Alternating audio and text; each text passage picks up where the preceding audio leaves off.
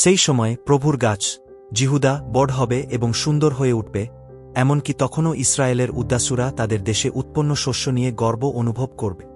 দেখো, একটা বিশেষ ধরনের পাথর রাখছি, ওই পাথরটার 7টা দিক রয়েছে। আমি একটি বিশেষ বার্তা তাতে খোদাই করব, এটাই দেখাবে যে আমি একদিনে এই দেশের প্রতিটি পাপ দূর করব। প্রভু এই বার্তা বলেন, সেই সময় আসছে যখন আমি একটি ভালো নবোদ্গম উত্তোলন করব, সে বুদ্ধিমত্তার সঙ্গে শাসন করবে এবং দেশে যা ন্যায্য এবং ঠিক তাই করবে। সে সুষ্ঠুভাবে দেশ শাসন করবে এবং সঠিক সিদ্ধান্ত নেবে। তার রাজত্বের সময় জিহুদা রক্ষা পাবে এবং ইসরায়েল নিরাপদে থাকবে, এই হবে তার নাম। প্রভুই আমাদের ধার্মিকতা।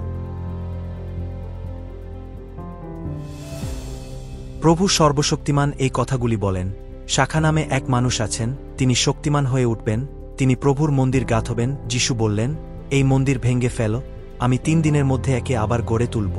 কিন্তু যে মন্দিরের কথা তিনি বলছিলেন তা হচ্ছে তার দেহ।